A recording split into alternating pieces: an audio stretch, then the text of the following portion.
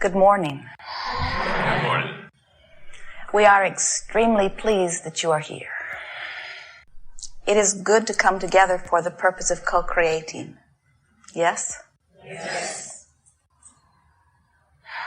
And of course you know exactly what you are wanting. And you have enjoyed ever so much the contrasting process that has brought you to this clear desire. Of course, especially that. You are enjoying your leading edge perspective. Yes. You're beginning to settle into the idea that you were born to focus energy.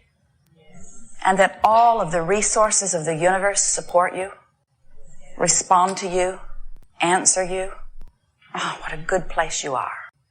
And of course, the contrast that sometimes seems to confound you helps you to focus, helps you to clarify. For without a variety of options, some wanted and some not wanted, you could not conclude. In fact, you could not even say what it is you do want if you did not have some reasonable awareness of what you do not want. And as a focuser, you came forth into this leading edge environment knowing it would be so and eager to get to the task of focusing. Not because focusing needed to be done, but because focusing is inevitable. And the satisfaction of focusing is so enormous because in this attraction-based universe, when someone focuses, something happens. In the focusing of your attention, you are concluding individual preferences. So when you conclude an individual preference, source, all manner of energies, answers your conclusion. In your physical human terms, you say, ask and it is given. But sometimes we think that you do not realize that the asking is not a verbal thing. It can be. But the asking is a vibrational thing that sometimes your verbiage matches. In other words, when you say, I want something, it is not your words that are the asking. It's the desire that burns within you. So sometimes a desire for something burns within you. In other words, you'll have clear awareness of what you want, and it's often while you're standing right in the middle of tremendous clarity about what you don't want. What you want and what you don't want are so inextricably tied together. So out of this meshing, molding, mixing process of contemplating what isn't wanted and what is wanted, out of that is born within you a personal preference that is the asking. Sometimes, once that awareness is born within you, whether it's a conscious awareness or a cellular awareness, because there are all levels of consciousness within you who are aware and who are asking. Once that awareness is born, Source answers it immediately. Every time, no exceptions. But you, in your human conscious form, sometimes are so aware of the mess you're in. You're sick. There's something happening with your body. Your finances aren't going well. Your relationship isn't what you want. You are so aware of what is that even though you're asking for something different from what is, you don't let in what you really want because you're so involved in being aware of what you've got. So the best way to explain this is a 3-step process. You ask, source answers, you let it in. But if you keep asking, if you get stuck in step 1, where is it? Why doesn't it come? Why don't they know what they're doing? Why doesn't it happen? Why don't you do something differently? Why doesn't this go away? Why doesn't this come? As you are so aware of where you are, you hold yourself in this vibrational place where you cannot possibly let in what you're asking for because you are so aware of where you are. And just like your radio signals, you can't offer and receive opposite signals or different signals. When you've got your tuner set to 98.6, you're going to receive 98.6. You're not going to get what's on 101. Even though you might like it better, if your tuner's not set there, you're not going to hear it. This is an electrical universe, and you are electrical receivers.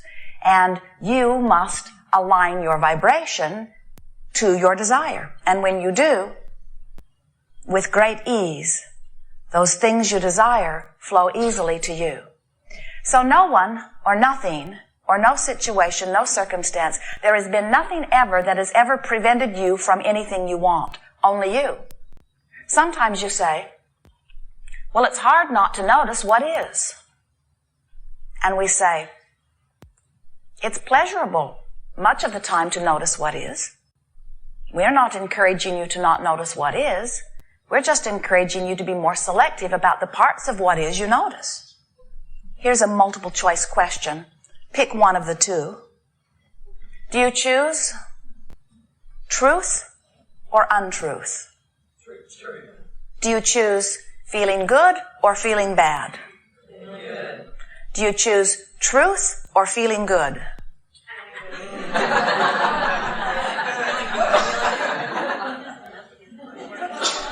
That's the corker, isn't it?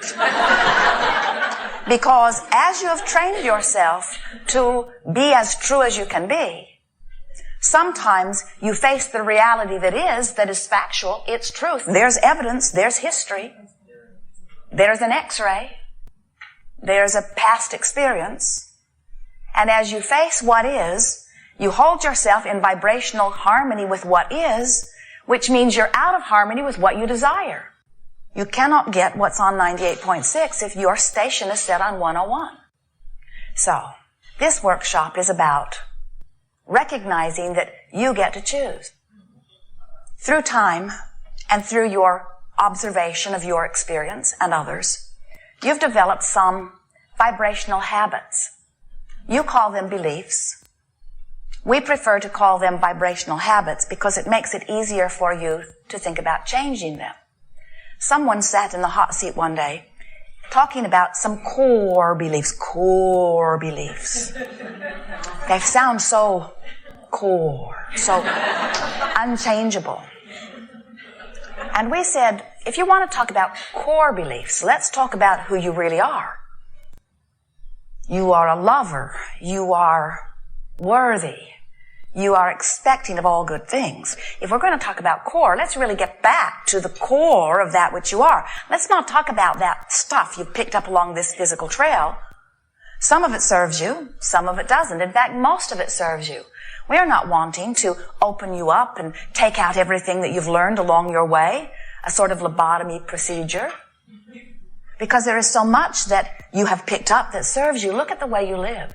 Your lifestyle is wonderful. Your expectations of well-being are among the best that we see worldwide.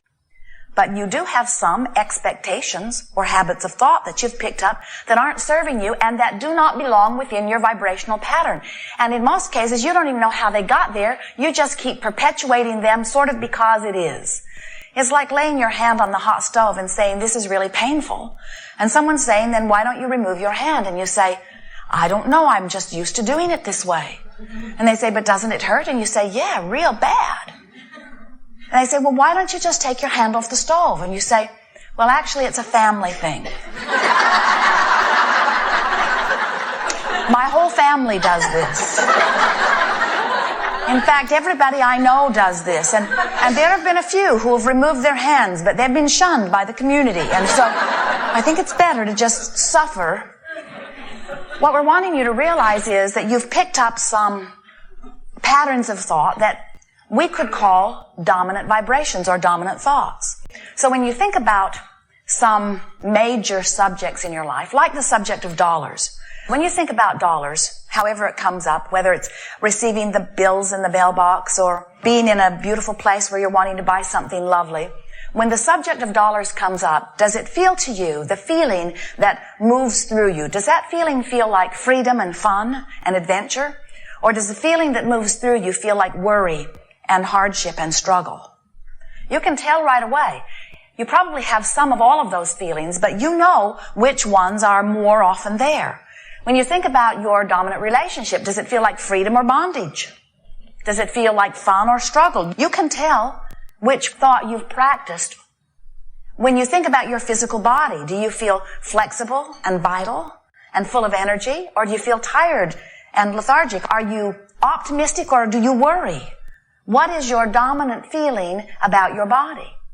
We want you to sort of pay attention to the way you feel as we are moving through this day, because we want you to come to the realization that the reason that you feel whichever way you feel is because, for whatever reason, you've been practicing that way longer and it has become the more dominant vibration. So you are now, because of law of attraction, more likely and more easily able to get there.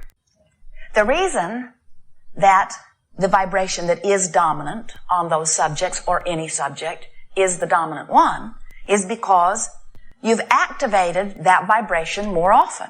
And by activating it, we only mean you gave your attention to it. So we say, you have something going in your experience that you don't want. And we say it's because you keep activating that thought. And you say, well, how do I deactivate that thought? And we say, you can't. You cannot deactivate a thought. Then what do I do? If I've got a thought activated, how do I not activate it? And we say, you activate another thought. Because when you try to deactivate that thought, whatever it is, you don't deactivate it, you activate it. So you have to turn your attention to what you would like to activate. And by giving your attention to it, this is activated and this isn't. So the balance of thought within you, those thoughts that are dominant thoughts, are only the thoughts that you have activated more often. And what begins to happen as you deliberately activate thoughts and develop a vibrational resonance within your own vibratory circulation, so to speak, what happens is thoughts that don't match this more and more dominant vibrational pattern that you're developing, you don't have access to anymore. So things you used to think about and worry about a lot become less a part of your thought process. Now, it's possible that you might run up against someone who will activate it again, temporarily. But those experiences will become fewer and fewer and farther apart until before you know it, you will begin to deliberately, consistently activate vibrations by your choice. Sometimes we hear you, or Esther hears you as she is working on editing a tape or listening to something after the fact. And she will hear you talking about issues that you have lived, sometimes very powerful issues when you were younger. And today, they're still so present in your vibration. Even Esther will find something activated within her that really has nothing to do with her now life. But something will stir it up, and it is so uncomfortable. And then she got all huffed up one day, and she said, Abraham, I can damn well choose my own vibrations. And we said, well, we had hoped you would feel more positive about it than that. But it is a very good first step. In other words, step one, you know what you don't want, which is how you know what you do want, which is your awareness of what you're asking for. So the predominant theme of this gathering here today, that which will assist you more than all other things put together, is if we can help you to understand that you can choose your own vibrational patterns. And when you do choose your own vibrational patterns, you are the deliberate creator of your own experience. The effort that we would ask you to make is not about trying to control your experience, but instead about allowing the well-being that is natural to you to be your experience. Now, here is the basis that you just have to get. We will not leave here until you get it. This is the most important thing that we could ever give to you. Well-being wants you. Well-being is the order of this universe. You have to know that when you look at the way your planet spins in its orbit. Don't you think that's big? Don't you think that's big? And don't you think it's worth thinking about? In other words, think about this platform on which you are creating. Think about the food process. Think about the environment. Think about this environment in which you are focused. It's extraordinary and it's abundant with well-being. And while there may be pockets where well-being has been temporarily disallowed by the activation of thoughts that don't allow it, it does not change the reality that well-being is huge. Well-being wants you.